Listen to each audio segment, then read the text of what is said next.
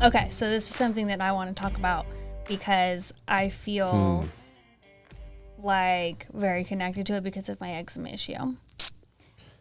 So I feel like at the church we were at, they cared a lot more about looking healthy than actually being healthy. Yeah. And it was ironic because the senior pastor's wife had been anorexic in her past. And so that's also about looking a certain way rather than actually like being a certain way. Yeah. And it was interesting because some of our like old leaders tried to bring that up when they left, like after the first, I guess at that time it was the second purge of people. And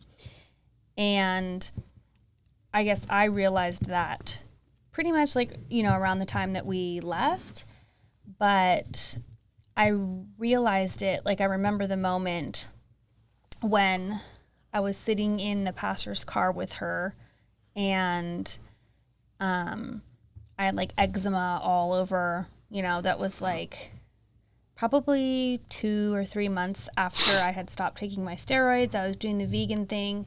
And so my body was like flushing this stuff out, because it had been suppressed for so long. It just kind of got crazy and it was literally everywhere. I was flaking. I felt disgusting.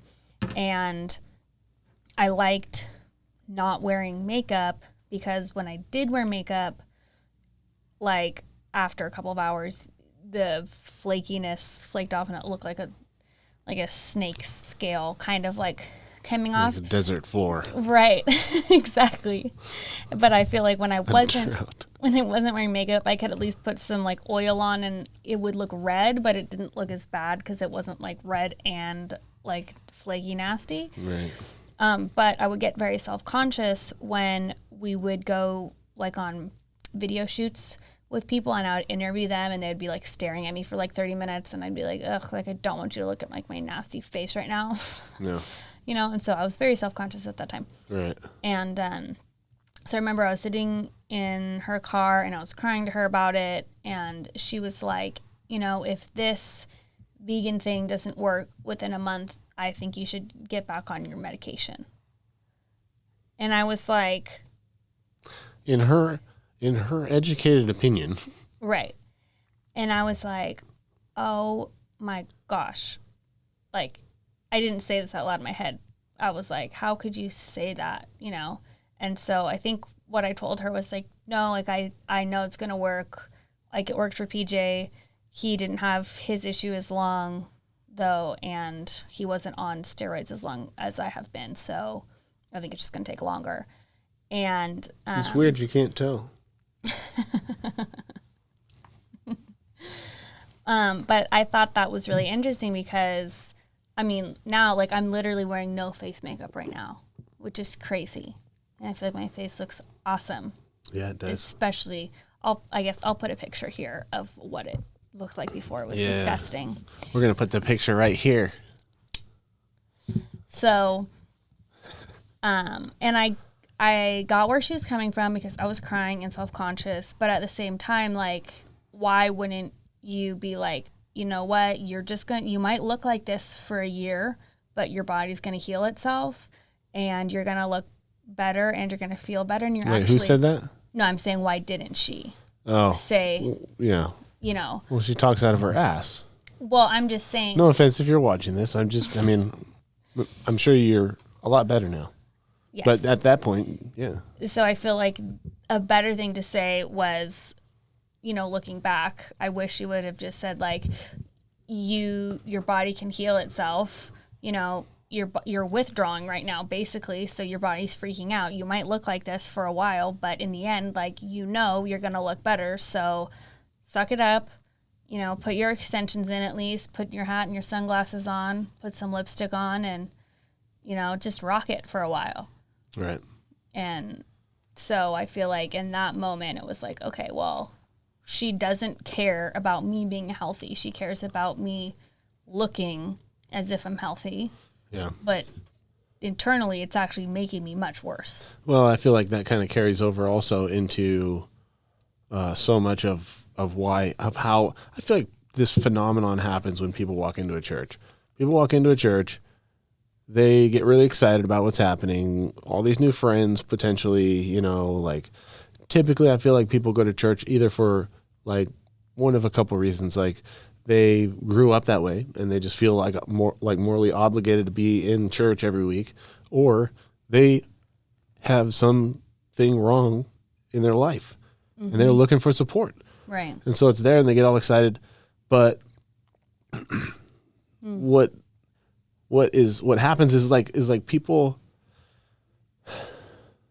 I feel like, you know, religious people want to have the answers. I think everyone wants to have the answers, not even just religious people. But because people are that way, and here now they have this kind of a trump card, like, oh, well, it's like the Book of Eli. That evil guy wanted the Bible because he knew he could control people with that. You know, it's like you have these like words that you can communicate to somebody. Kind of going off and losing my train of thought. What I wanted to say is that this phenomenon happens when people go to church and get saved.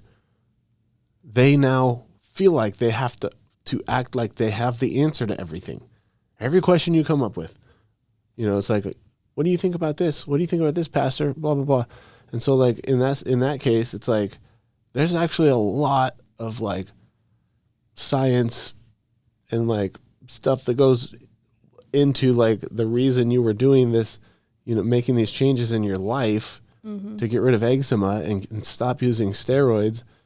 That's like very much researched and proven by other people that have been through that process already, none of which she has done. But because she's a leader, I feel like she just felt obligated to give you some kind of instruction. Like, I see Blake struggling. Maybe her heart was even good about it, but I want Blake to stop struggling as soon as possible. Right. And it seemed like the steroids were working. You know, and it's like, yeah, well, they do. Yeah, they suppress your immune system and they make it look like you don't have a rash. But the second you get off of that, your actual body starts to go haywire because it needed to do this stuff. You know, there was a completely separate reason for why your body was reacting. And so suppressing the or treating the symptom, you know, is just not the right way. Right. And I mean, that's, excuse me. That one's pretty bubbly. Huh? National Beard Day. What is it called? A bag of worms? Can of worms. Can of worms. We are not very great with our analogies today. That's a whole can of worms because there are people that do believe steroids is the only thing you can do, and you're never going to convince them otherwise. You know, and so on and so forth. But, yeah, I've back to the thing about church, you know, being kind of like church, being at church or churches is like anorexia. And I remember when I wrote that note down, I was thinking about when I wrote that note down. Did you? I did. Oh, I must have added to it because I had a thought on there. Oh, yours must have been the second part. Yeah. Well, I think that we wrote that note during a conversation or something. So likely. Yeah. I was always kind of the behind the scenes kind of guy there until like the huge split. And I was so kind of intrigued by that because I had a sense of what was going on, even though I didn't know any of the details. I just knew the people that I was around all the time. We were together all the time. You know, these were my leaders, but I could see, how, you know, the way they behaved. Just do it into the mic. I'm sorry, that was really long. I'm sorry. I could see their behavior in a healthy time, and then I could discern that when they were different, and not because they said anything or even looked a different way. It was just like well, no, it was because they said, obviously it was because I observed something, but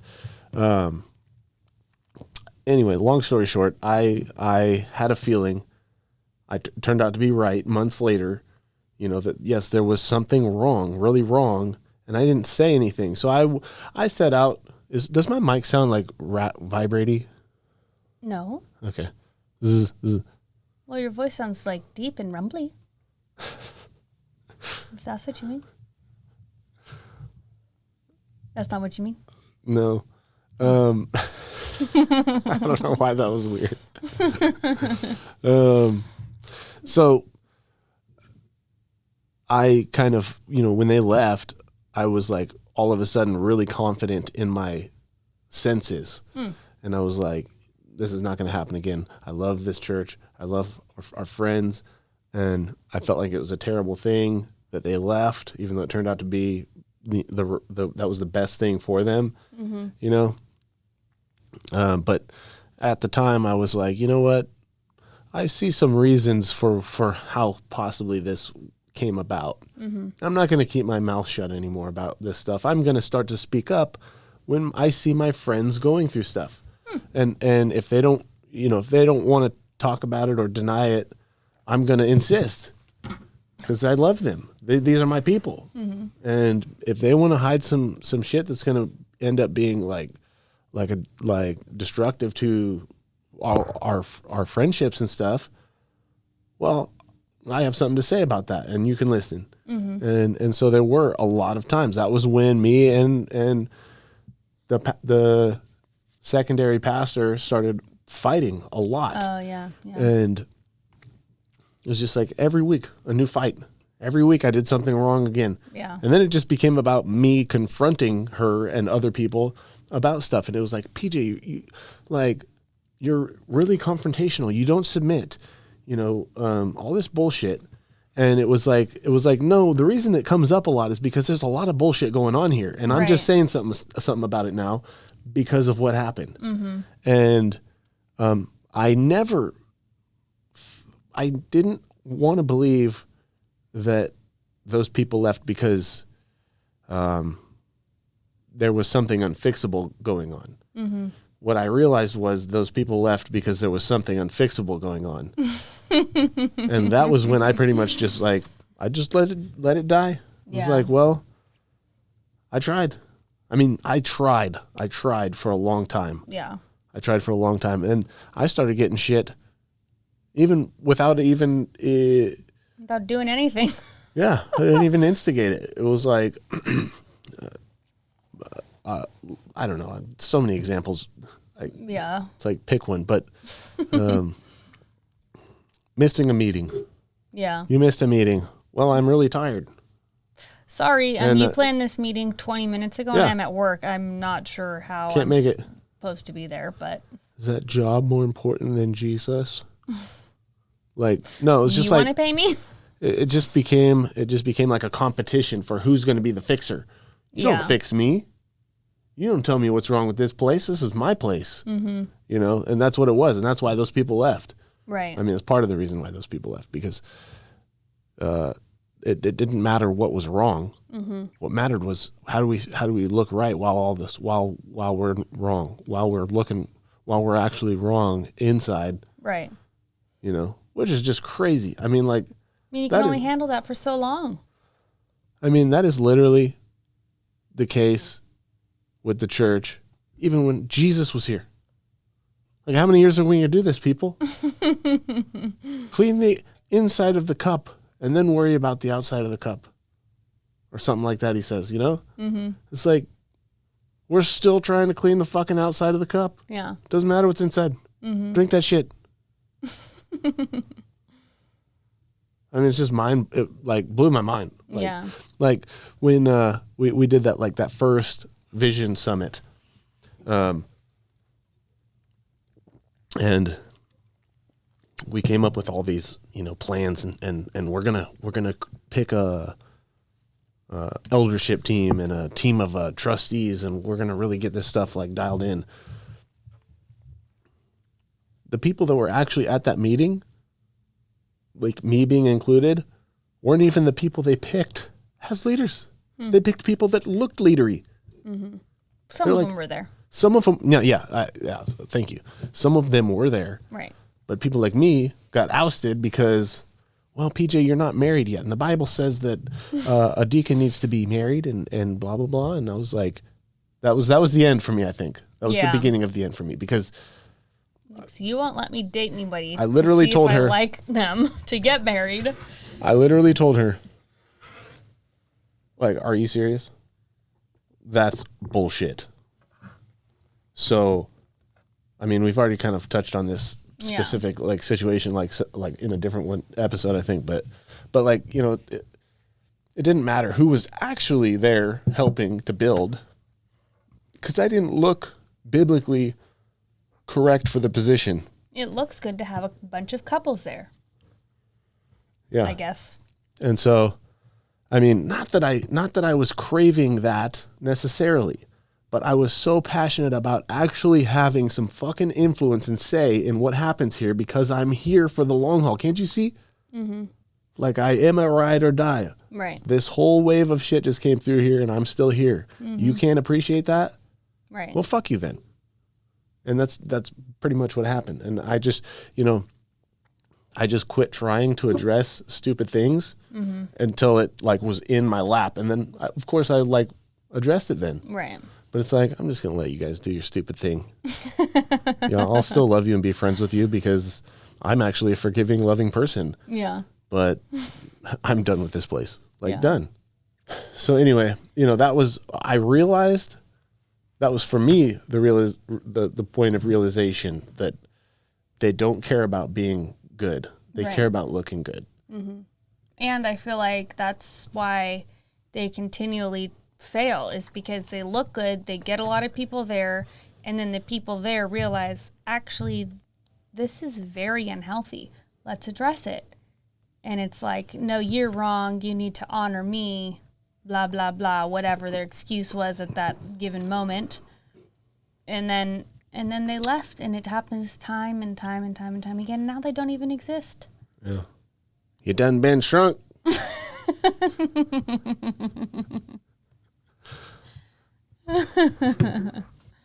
Here's I mean, I could just come up with so many examples so fast. I feel like here's another example. One of my favorite people there, who we've talked about, I think it was episode 5. We were talking about him and his dating situation. My gosh. Oh my goodness. That's probably my favorite episode. That was so funny. Yeah. Just talking about it after the fact, like, it's hilarious. It sounds so stupid looking back. Like, how was I totally like, you guys need to do that for sure. Hey, buddy, you're going to go outside and have a meeting right now. Oh, okay. It's like, what's going on in her head when she says that? I don't know. I really got him. Yeah. Teach him. Anyway, like, him and I really butt heads because I think, well, you know, the whole team at that time was like really on this like accountability kick. Mm-hmm. It was like the 5 disciplines, 5 dysfunctions of a team. And all those leadery, you know, principles and stuff we were trying to apply. And so it really became just a massive competition. Who's the best? Yeah. Who's the fucking leaderiest? And so, you know, I would go in and out of like phases of like caring about it and then not caring about it. And, you know, on the days that I did care about it, I was the same way. I'm embarrassed to say that I was like them. I mean, I was there for that long, so I had to be like them a little bit. Mm-hmm. But I would get on this guy's case for his expressions or you're bringing down the atmosphere, you know, like you know, like help us push, you know, or like whatever. And there were like several times that he showed up and something was going on. Like something was going on with the guy. Mm-hmm. And I would get all bent out of shape because we're all praying and he's like, he's not praying or, you know, he showed up late or had an attitude of some kind.